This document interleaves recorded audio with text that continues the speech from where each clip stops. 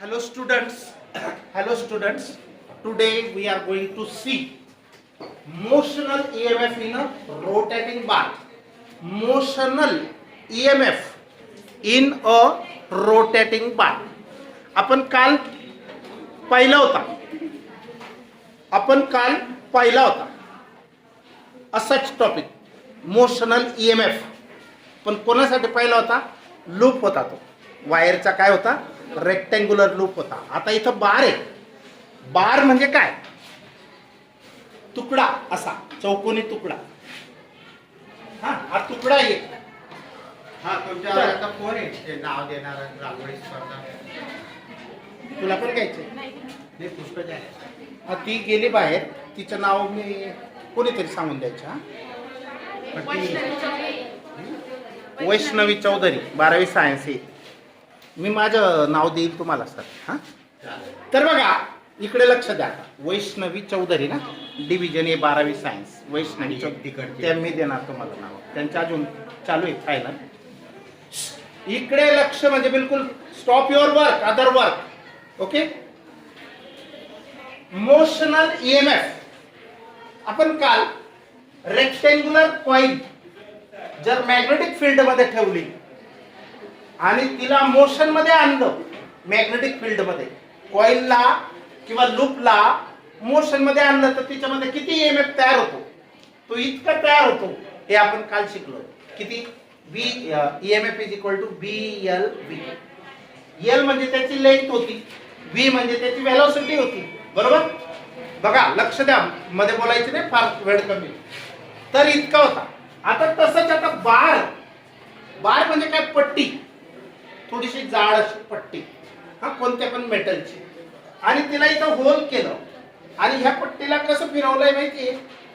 असं फिरवलंय. म्हणजे इथं होल आहे, पायहोट केलेले. पायहोट करणे म्हणजे फिक्स करणे. भिंगरी जी अशी अशी असते. भिंगरी कशी असते? सेंटरला होल असतं. पण याच्या सेंटरला नाही होल आहे. कुठे आहे? एंडला आहे. इथं एंडला आहे. म्हणजे हा मॅग्नेट नाही, बार. मेटलचा बार आहे, मॅग्नेट नाही. तर तो असा या फील्ड मध्ये फिरणार आहे. हे जे फील्ड आहे हे मॅग्नेटिक फील्ड आहे. क्रॉस मार्क हे into the plane of paper आहे. आणि हा कसा फिरणार आहे? असा फिरणार आहे. ह्या प्लेन मध्ये फिरणार आहे, रोटेट होणार आहे. समजलं ही सिच्युएशन काय आहे? त्याची लेंथ L आहे. बरोबर? त्याचा इलेमेंट एक तुकडा घेतला, तो DR आहे. तो पण फिरेल ना असा. त्याची व्हेलॉसिटी V असेल फिरण्याची.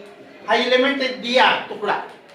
आणि इथून तर इथपर्यंतचं अंतर R आहे. बघूया. बघा लक्ष द्या. समजलं ही सिच्युएशन काय आहे?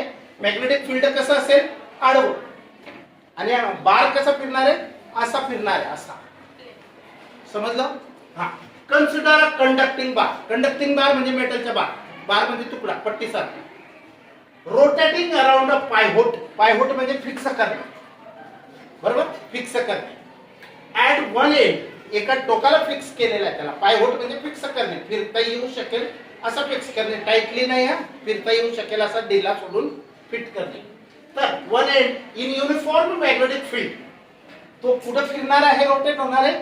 युनिफॉर्म मॅग्नेटिक फील्ड, एकसारखं मॅग्नेटिक फील्ड. इकडे नॉर्थ पोल, तिकडे साऊथ पोल असेल आणि मॅग्नेटिक फील्ड प्रोड्यूस केलेले आहे. त्याच्यामध्ये हा फिरत आहे असा. एका ठिकाणी त्याला पायहोट केलेला आहे. तर is a perpendicular to the plane of the rotation. Plane of the rotation. कोण परपेंडिक्युलर आहे? Magnetic field. Magnetic field that is की जे परपेंडिक्युलर आहे to the plane of rotation of the बार.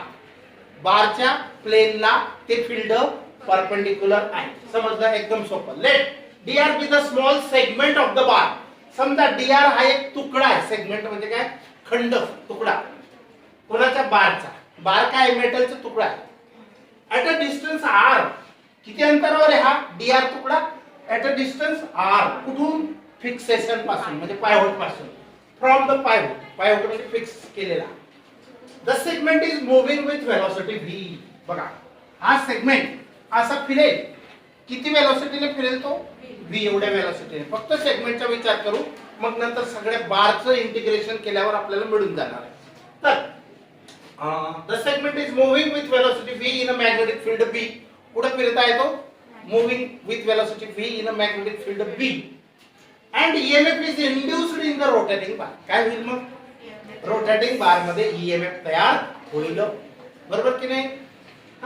तर बाय इमॅजिनिंग म्हणजे अशी कल्पना करा, ऑल सच अ सेगमेंट, असे भरपूर सेगमेंट आहेत. हा एक सेगमेंट, हा एक सेगमेंट, अजून असेल, अजून इकडे असतील, अजून इकडे असतील, सो मेनी सेगमेंटचा तो आहे. हा सर एकच मिनिट, हा एकच minute sir. By imagining all such a segment as a source of EMF. आता याच्यामध्ये EMF तयार होईल, पण असे सगळे सेगमेंट पण फिरत आहेत त्याच्या सोबत, त्यांच्यामध्ये पण EMF तयार होणार आहे, बरोबर? As a consider that all segments are source of EMF, म्हणजे सगळ्यांमध्ये EMF तयार होईल. We can find that all these segments are in series. आपल्याला असं माहिती पडते की हे सगळे सेगमेंट कसे आहेत? एकाच सिरियल मध्ये आहेत, सिरीज मध्ये, लाईन मध्ये आहेत, R in series and therefore the EMFs, आणि म्हणून प्रत्येकामध्ये तयार होणारा EMF मेनी EMFs आहेत ना, म्हणून प्लुरल फॉर्म आहे बघा.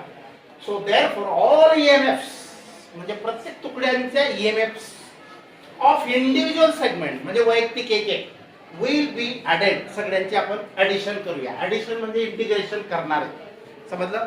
आता द इंड्युस्ड EMF DE बघा, EMF साठी आपण E लेटर यूज करतो टोटल EMF साठी, पण छोटा EMF असेल तर काय यूज करणार? DE. काय यूज करणार? DE. समजतंय की नाही? सोपं एकदम. लक्ष नाही तुमच्या? हा तुम्ही अजिबात लक्ष देत नाही, काल पण बोललोय मी तुला. तर छोटा EMF तयार झाला म्हणून D, समजला? E पेक्षा D लहान असेल म्हणजे पूर्ण तुकड्याच्या बारचा E असेल EMF, तर या फक्त एका तुकड्याच्या एलिमेंटचा DE असेल, याचा अर्थ असा, कारण त्याची लेंथ DR आहे, छोटा आहे. तर small segment DR of the rotating conductor. मग D किती, कसा काढतात D? हाच फॉर्म्युला बघा, E is equal to BLV. मग E ला केला D, B जसाच्या तसा, V पण जसाच्या तसा, पण इथं लेंथच्या जागेवर काय DR घेतलाय तुकडा. हा R सुद्धा एक लेंथच आहे ना तुकड्याची, ही DR सुद्धा एक लेंथ आहे. तर L च्या जागेवर DR घेतला. Integrating with limit 0 to L. आता या सगळ्या तुकड्यांच्या EMF ची सम करायची. मग कुठून कुठपर्यंतची सम करायची? तर लेंथ बिलकुल 0 असण्यापासून तर लेंथ पूर्ण L इतकी होईपर्यंतच्या तुकड्यांची आपल्याला EMF ची सम करायची आहे, समजलं? Limit of integration 0 to L काय? ही तुकड्यांची EMF ची आपण सम करणार आहेत. कुठून कुठपर्यंत? बिलकुल काहीच नसताना पासून तर L एवढ्या लेंथ पर्यंत, याचा समजलं? तर D ची, मग D ची व्हॅल्यू टाका B. हा D ची सम करणार आहेत आपण. हा एका तुकड्याचा D इतका आहे, फक्त या तुकड्याचा D किती आहे? इतका आहे, VD आहे. मग सगळे तुकडे 0 टू L पासून, 0 पासून तर L पर्यंतचे तुकडे, त्यांच्या D ची सम करायची, ऍड करायची. मग या D ची व्हॅल्यू टाका VDR. पैकी V ची व्हॅल्यू R ओमेगा असते, पहिलं chapter, relation between linear velocity and angular velocity. आता इथं हा अँग्युलर वेलोसिटीने फिरतोय, हा तुकडा लिनियर वेलोसिटी, कारण रोटेशनल मोशन मध्ये लिनियर ॲज वेल एज अँग्युलर दोघं वेलोसिटीज असतात. Particle rotating in a circle, circular motion. तर बघा VDR. मग V ची व्हॅल्यू टाकली फक्त R ओमेगा, DR जसाच्या तसा, B जसाच्या तसा. मग हा B आणि ओमेगा जो आहे तो कॉन्स्टंट आहे, taken outside the integration. Constant आहे की नाही B?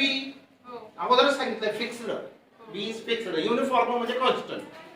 मग V आणि ओमेगा पण फिक्स, एक सारखा रोटेट होतोय तो, स्पीड अप किंवा स्पीड डाऊन असं नाही, एक सारखा. तर मग राहिलं काय? R आणि D. आता हे मेन व्हेरिएबल, हे सब व्हेरिएबल इंटिग्रेशन काढायला सोपं. RDR चं इंटिग्रेशन काय निघेल? R²/2 आणि लिमिट 0 टू L. हे B omega as it is, B omega as it is. हे अप्पर लिमिटची व्हॅल्यू टाका L, R ची व्हॅल्यू L² अपॉन 2 जसाच्या तसा, मायनस एकदा 0 टाका. हे सोडवता येते की नाही? अप्पर लिमिट इथं जे व्हेरिएबल असतं त्याची एकदा ही व्हॅल्यू टाकायची, जे मिळेल ते, मायनस एकदा दुसरी व्हॅल्यू टाकायची, जे मिळेल ते. समजलं? मग याला सॉल्व्ह करायचं बस. इथं हा फक्त पुढे काढायचा आहे हा आणि B omega L square. This is the EMF in total bar. हा बघा, this is the induced EMF in rotating full bar. Full बारचा ईएमएफ हा असेल आणि लूप होता तो आपलं रेक्टँग्युलर, त्याचा काय होता फॉर्म्युला हा होता. आता याची आणि याची तुलना करा, काय फरक दिसतोय बघून घ्या, काय फरक आहे. हा मुद्दाम सांगितलं की तुलना करा, कम्पेअर करा, म्हणजे लक्षात ठेवा दोघं फॉर्म्युले असा त्याच्या अर्थ आहे. Okay, now will stop.